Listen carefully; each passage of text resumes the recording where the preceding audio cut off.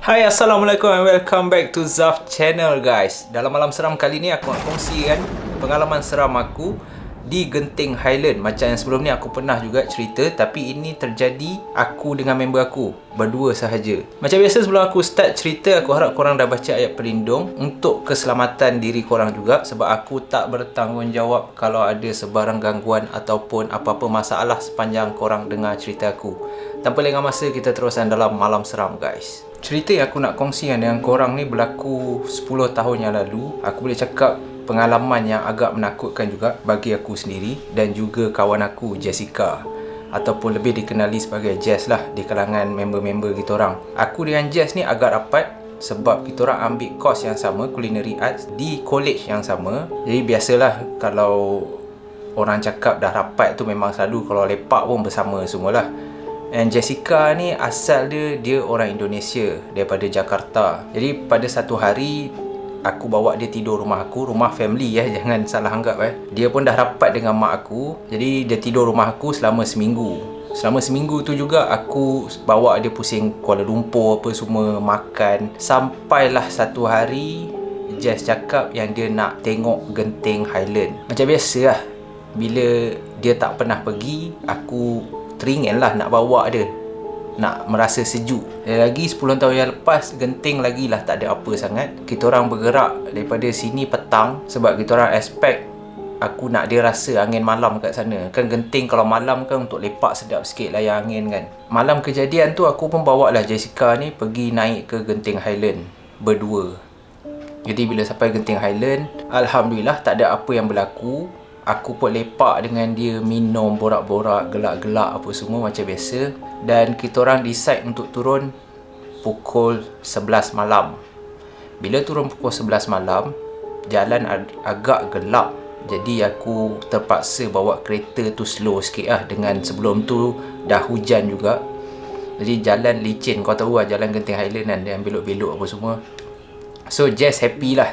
Dia dapat juga pergi Genting Highland sebab dia tak pernah lagi pergi. Time on the way turun tu tak ada kejadian yang berlaku. Aku pun rasa macam biasa. Kita orang dalam kereta pun isap rokok, borak-borak apa semua. Sampailah kita orang dah masuk highway, Jalan Karak. Bila je dah masuk highway Karak, kita orang menuju untuk ke KL. Dalam perjalanan pulang tu, dalam perjalanan balik tu, aku boleh cakap kita orang have fun lah.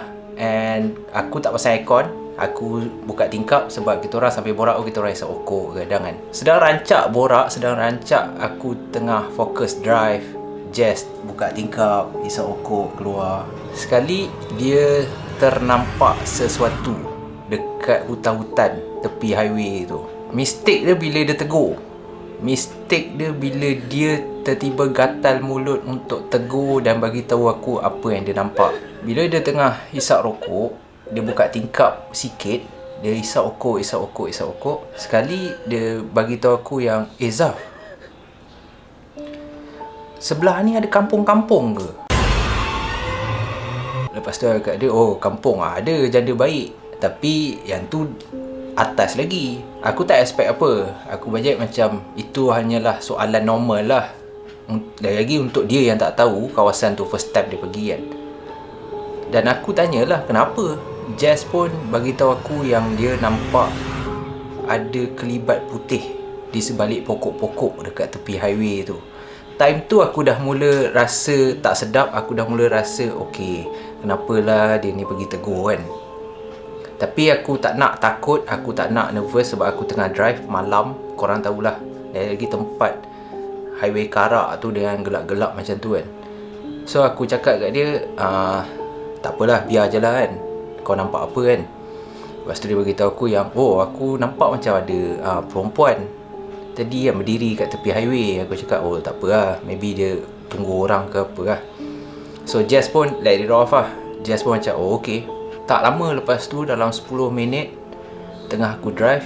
Sebab kalau aku time driving, aku akan selalu tengok cermin sisi dan juga cermin pandang belakang tu. Sekali-sekala bila aku potong lane, aku ubah lane, aku akan tengok cermin tu. Sampailah bila aku tengok cermin belakang, aku tahu yang kita ada penumpang lain. Benda yang Jess tegur tu dah masuk dalam kereta aku.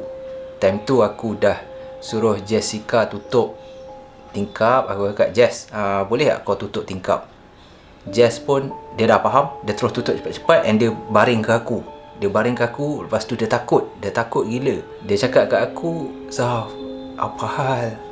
Ada ke benda tu, ada ke? Lepas tu aku cakap, ada. Lepas tu aku cakap dekat Jess ni, tak apa, duduk macam biasa. Sebab kan dia takut, so dia macam baring sikit. Dia pegang baju aku. Dah lah aku tengah drive, and aku dengan dia je time tu. So kalau dia takut, aku takut memang tak jadi apa lah. Agak lama tau benda tu menumpang kereta aku. Dalam 10 minit agak lah aku boleh cakap. 2-3 kali aku pandang dia memang ada. Dan aku boleh describe kat korang macam mana rupa dia. Aku tak tahu ni kakak cantik tak, tapi sepanjang pengalaman aku nampak kakak cantik, aku rasa ini tak berapa nak cantik lah. Sebab dia adalah seorang perempuan yang half, rambut dia separuh je. Sini ni menggerutu, depan ni rambut dia half and rambut dia menggerbang. Lepas tu dia punya mulut ni, mata dia bulat tanpa kelopak ni. Mata dia bulat merah tanpa kelopak. Dia punya ni dah macam hancur, macam mulut kena bom orang cakap. Mulut ni hancur. Yang buat aku terkejut, yang buat aku takut, sebabkan kau bayang benda tu dekat penumpang belakang. Dia bukan duduk menyandar macam ni. Dia menghadap ke arah aku, ke depan, dan dia pandang macam tu. Dah lah aku tengah drive. Aku tenangkan Jess. Aku cakap, Jess duduk macam biasa. Dalam 10 minit macam tu aku rasa macam okay, ni tak boleh jadi. Aku tak nak dia follow aku sampai balik. So aku pun bersuara dan aku pun cakap, kalau boleh, aku rasa kawan aku Data salah panggil kau. Boleh tak kau turun daripada kereta aku? Aku siap minta maaf lagi time tu sebab aku dah takut gila. Aku minta maaf, maybe kawan aku tak tahu yang kau duduk dekat situ, dia tertegur. Aku harap kau boleh turun. Jawapan dia lepas tu, daripada senyap, dia mula keluarkan suara yang agak nyaring.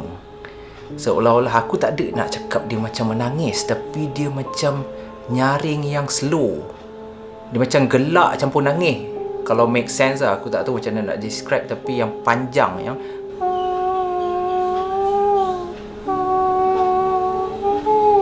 dia macam tu. Jess dengar, Jess lagi lah takut. Jess dah menangis, dah menggeletar ni semua. So aku buat tenang. Aku istighfar, aku baca surah apa-apa yang aku tahu dalam hati. Aku tak nak baca kuat sebab ikut pengalaman aku, kalau aku baca kuat, aku takut benda lain terganggu.